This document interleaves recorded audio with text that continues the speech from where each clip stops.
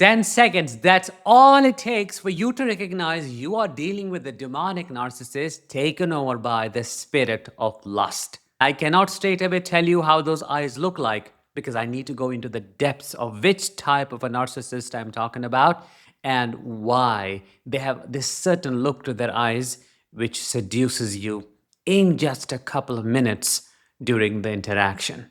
You see, there is a specific breed of narcissist that does not rely on words or intellect, but on their body. I'm talking about the somatic narcissist. Their body is their weapon, their charm, and their altar of worship. Everything this type of a narcissist does revolves around physical attraction. I'm talking about the gym, the grooming, their posture, and their obsession with being desired. Their body is fine tuned to provoke hunger in others. It is their hunting tool. These are the narcissists who can walk into a room and shift the energy. The interesting part is you may not even find them conventionally attractive, yet something about them pulls you in like a magnetic field that distorts your willpower. This is the spirit of lust that works through them.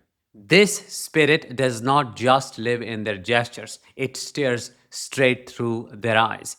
Their eyes are the portal through which lust takes form. When you meet their gaze, you feel something unnatural, something that bypasses your logic. It doesn't feel like a look of interest, it feels like an invasion. Their eyes consume, they don't see you as a person, they see something to feed on. They do not want connection, they want control through temptation. And that is where the 10-second test comes in. If you look into their eyes carefully and feel an overwhelming pull, not admiration or love, but a strange dizziness, a mix of fear, fascination, and surrender, you have just encountered the lustful gaze of a somatic narcissist. I'm Danish, a narcissistic abuse recovery professional. Welcome to my channel. Let's begin with understanding how their eyes look like. At first glance, their eyes appear very seductive. People call them often siren eyes. The lids are heavy, the lashes seem to extend outward, giving this illusion of a lazy yet elongated stare. There is usually a smirk that follows, subtle, knowing as if they are aware of their effect on you. But the power isn't in the shape of the eyes, it is the energy that flows through them. When the spirit of lust possesses a narcissist, it animates their gaze with a hypnotic quality. Their pupils dilate slightly more than usual, looking onto yours with precision. Their stare does not wander, it pierces. You may notice they barely blink. That is because this is predation. Their gaze operates like a psychic snare. The moment your eyes meet, you become part of a silent exchange of power where your spiritual boundaries begin to dissolve. You may tell yourself you imagined it, that it is just confidence, but deep down you feel violated. There is something primal about that look, something older than modern seduction. It carries hunger, but not the human kind. It is the hunger of something that feeds on desire itself. Which brings us to the spirit behind this gaze, the spirit of lust. It's not interested in love or pleasure, as I said. It seeks intensity. It feeds on obsession, shame, guilt, and addiction. It is an ancient energy that does not just want to be admired, it wants to be worshipped inside out. When it overtakes a narcissist, it uses their body as an instrument, their charm as bait, and their eyes as the primary channel of transmission. Through those eyes, it communicates directly with the unconscious mind of whoever it targets. That's why victims often describe feeling hypnotized, unable to think clearly, and even physically drawn toward the narcissist despite sensing danger. This spirit is patient. It watches, studies, and chooses its moments carefully. It thrives in the gaze because the eyes are the most direct form of energy exchange between humans. When a somatic narcissist's eyes lock with yours, the spirit behind them begins testing your spiritual defenses. It looks for cracks, unresolved loneliness, repressed desire, or emotional emptiness, and pours temptation into those spaces. Once that energy finds entry, it amplifies your emotions and floods your system with an artificial sense of connection. You may mistake it for chemistry, but in truth, it is a spiritual hijack. But how does their seduction work? Seduction through the eyes is not about beauty, it's about power. A lust possessed narcissist knows this instinctively. They do not chase, they attract. Their gaze sends out signals that mirror your unspoken fantasies. You start to see what you have been missing in yourself reflected in them. I'm talking about passion, danger, excitement, and validation. It feels intoxicating, like you have met someone who truly sees you. But what they see in you is not your soul, it's your vulnerability. The more you respond, the more they feed. Their energy field becomes entangled with yours. You start to crave their attention and you feel restless when they look away. That is the grip of the spirit of lust. It does not seek union, it seeks control through dependence. The narcissist becomes your emotional drug. You mistake the withdrawal symptoms for love. The somatic narcissist's obsession with the body opens the perfect doorway for the spirit of lust. Their vanity, craving for admiration, and constant exposure to sexual attention weaken their spiritual protection.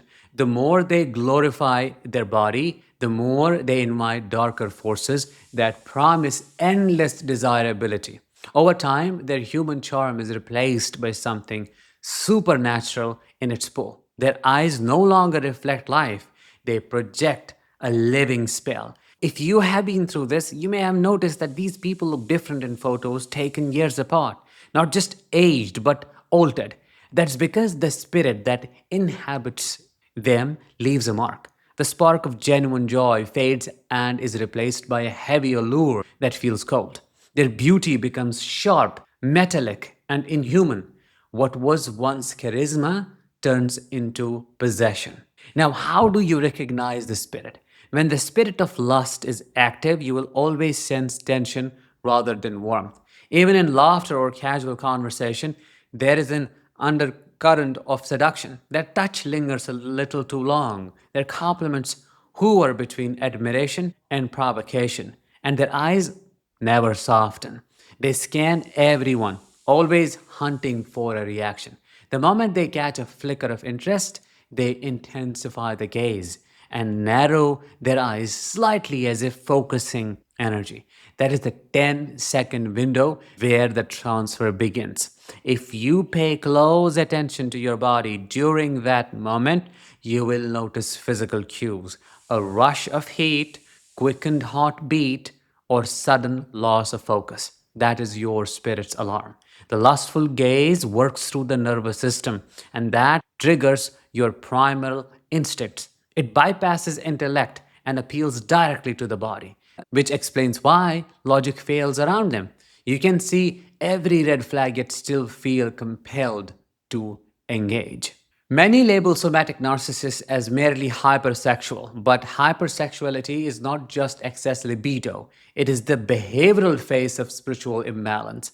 The spirit of lust does not create pleasure, it corrupts it. It turns intimacy into transaction and connection into conquest.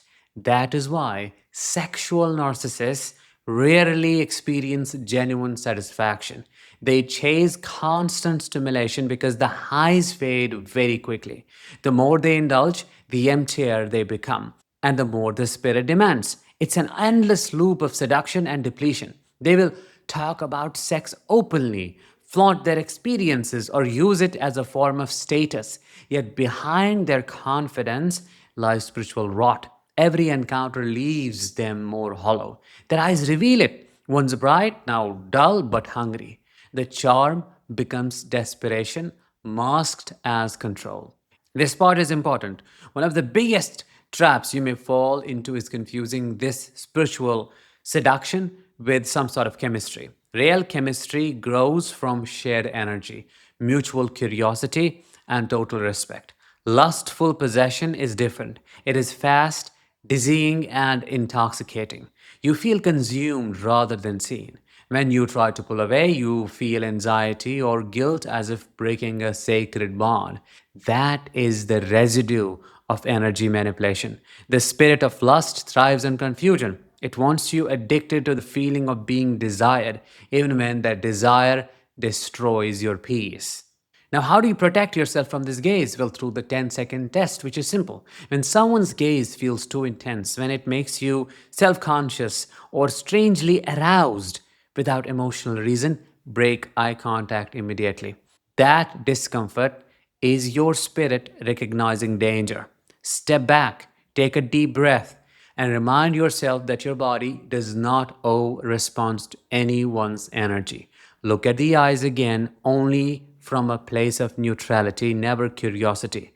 A demonic narcissist thrives on curiosity because it opens the door wider. Ground yourself. Imagine sealing your energy field. Reclaim your focus by thinking of something non sexual or recalling a moment of peace. The spirit of lust cannot feed where awareness exists. It needs fantasy and unconscious reaction. Once you see through the illusion, its power fades. At its core, the lustful narcissist's eyes reveal their imprisonment. The spirit of lust promises them adoration, but delivers isolation. Every person they seduce drifts away once drained. They can command attention, indeed, but never sustain love. Their beauty becomes their curse because it is no longer their own. Their gaze, once human, becomes the mirror of the force that controls them. That is why it feels both magnetic and hollow at the same time. If you ever find yourself caught in that trance, remember this: the feeling of being desired is not proof of being loved. Those eyes may sparkle, but behind them lies decay. Real connection does not hypnotize you, it grounds you. Real attraction does not drain you, it restores you. The 10-second eye test is not about judging beauty or someone's sexuality. No, it's about recognizing when someone's eyes no longer belong to them. That is what it is all about. When the gaze feels like fire yet leaves you cold, when admiration feels like invasion, when you sense something ancient and hungry staring back, you have already seen it. The spirit of lust looking out through human eyes. That is your cue to walk away before the spell completes. With that, let's bring this episode to an end. Thank you so much for listening. I will talk to you in the next one. Until then, as always, let the healing begin and continue.